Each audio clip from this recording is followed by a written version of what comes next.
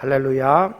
오늘 욥기 39장입니다. 우리가 욥기 38장에서는 세상 모든 만물들에 대한 그 말씀으로 욥에게 접근하셨다면, 이제 38장 39절 이하에서부터는 이제 동물들을 통해서, 동물들의 세계 속에서 이러이러이러한 걸 네가 아느냐?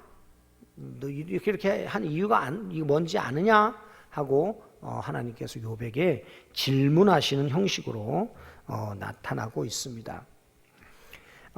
참 온 우주 만물에 대한 비밀, 기상 변화에 대한 비밀, 과학적인 이런 어떤 것들에 대한 비밀, 그것 욥 대답 한마디도 못하죠. 하나님 그것도 이제 축소합니다. 좀 우리가 주변에서 볼 수 있는 그런 어떤 짐승들에 대한 이야기를 하면 너 대답할 수 있겠냐? 하시면서 하나님께서 이제 접근하시는 내용이지요. 하나님은 이제 오늘 본문에 보면 사자, 38장 39절 이하에 사자, 까마귀, 또 산염소, 이게 살아있는 염소 말고요, 자연염소, 자연산, 산에서 마음대로 뛰어다니는 염소를 말하는 것이죠. 들나귀, 들소, 타조, 군마, 매와 독수리 등 동물 세계의 일에 대해서 욥에게 질문하십니다. 여기에는 창조주 하나님의 지혜와 더불어 한 가지 숨겨져 있는 비밀이 있는데, 이런 작은 미물까지도 하나님은 세밀하게 관심을 가지시고, 그리고 그들이 살아갈 수 있도록 창조하시며 또한 그들을 돌보시는 하나님이시다라는 것이 오늘 이 메시지의 가장 중요한 부분이라 생각할 수 있습니다. 저는 오늘 이 본문을 묵상하면서 우리가 신약에 보면 예수님께서 저 들에 핀 백합화를 하나님께서 입히신다. 또 나는 참새를 봐라. 저 참새를 먹이시고 입히신다. 하나님이 허락하지 않으시면 저 참새 한 마리도 땅에 떨어지는 법이 없다 하는 이런 말씀을 하시는 것이, 어쩌면 예수님은 이런 욥기를 배경으로 그런 말씀을 하시는 게 아닐까라고 생각할 정도로, 참 이 하나님께서는 작은 미물, 집에서 사람들에 의하여 돌봄을 당하는 짐승이 아니라 야생으로 사는, 길들여지지 않는 짐승들까지도 하나님께서 범주를 정하시고 그 하나님의 그 질서의 테두리 안에서 그들이 살아가도록 배려하시는 그런 하나님이시다라는 것을 우리에게 깨닫게 해주는 것이죠. 하나님은 대식가인 사자와 힘없는 새끼 까마귀도 먹이시는 분이십니다. 그렇지 않습니까? 또 산염소는 사람이 쉽게 접할 수 없기 때문에 그 생태에 대해서 잘 알지 못하는 동물입니다. 그러나 하나님은 은둔해서 사는, 숨어서 사는 이런 산염소까지도 관심을 두고 계십니다. 들나귀와 들소는 성질이 사나워서 가축으로 사용하기엔 부적절한 동물입니다. 하지만 하나님은 인간에게 쓸모없는 이 들짐승들 중에서도, 이 들짐승들을 위해서도 하나님은 일하시고, 그리고 그들을 위해 초장을 베푸시는 분이십니다. 타조는 자기가 낳고 묻어둔 알도 잊어버릴 정도로 어리석은 짐승이지만, 그런 타조에게도 다른 짐승이 따를 수 없는 속도라는 능력을 주셔서 자기 종족을, 자기 자신을 보존하는 그런 일들을 하게 하신 것이죠. 그러니 참으로 하나님께서 친히 빚으시고 만드신 우리 인생, 여기 욥을 포함시키겠죠. 욥, 내가 이런 사자, 까마귀, 또 산염소, 들나귀, 이런 것들 내가 다 먹이고 입히고 살도록 해줬는데, 야, 내가 정말 사랑해서 만들어 그동안 함께 해왔던 너희 인간, 너 욥, 내가 너 책임지지 않겠니? 너의 생명까지도 내가 주관할 것이다. 그런 메시지가 이 안에 담겨 있다고 볼 수 있는 것입니다. 하나님은 말에게 천성적인 담대함을 주셔서 전쟁을 두려워하지 않게 하셨습니다.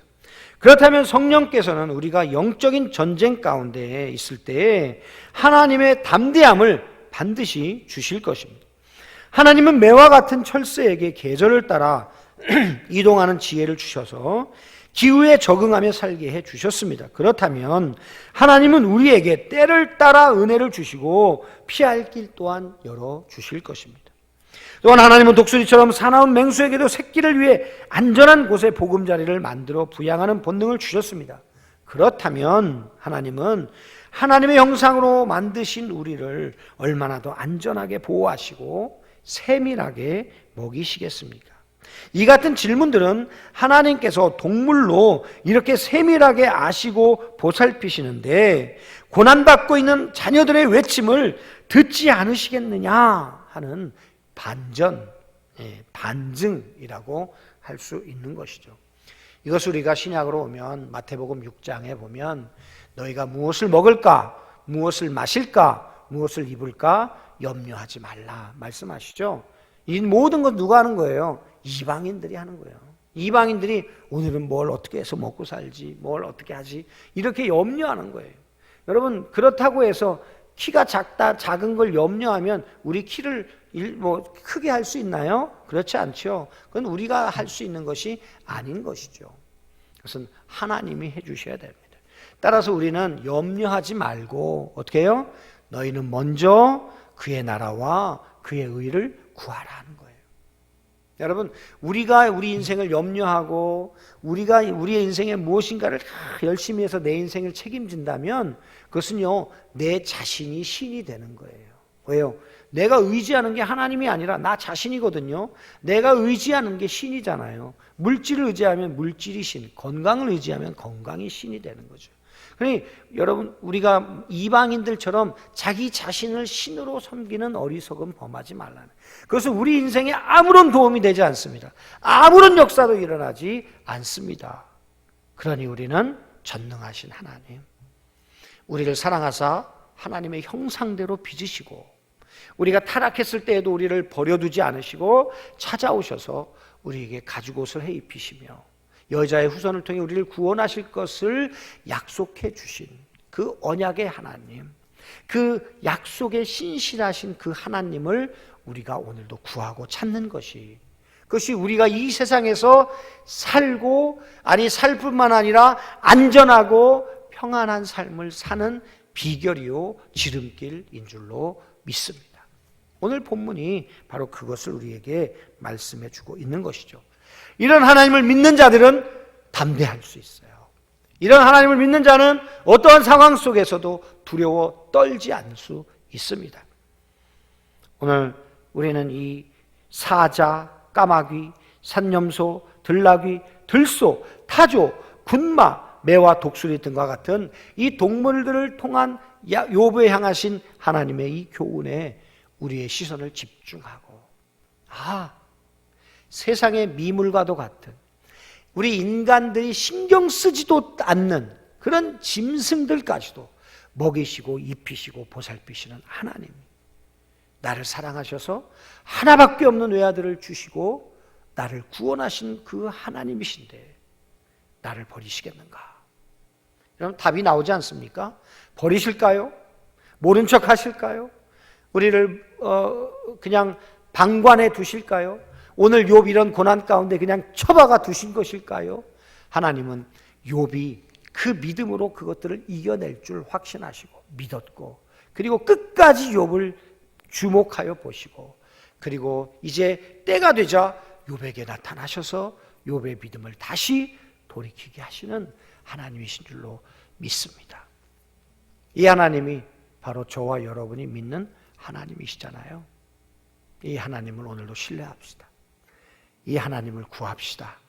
이 하나님과 동행하시고 이 하나님이 오늘도 우리 인생 가운데 함께 하신다는 것을 믿음으로 선포하시고, 어리고 힘든 이 시기를 우리가 이 말씀 의지해서 승리하시는 우리 모든 성도님들, 이 코로나19 바이러스도 하나님의 주권 아래 있다는 거 잊지 마시고 오늘도 주님과 함께하며 승리하는 우리 모든 성도님들 다 되시기를 주님의 이름으로 축원합니다.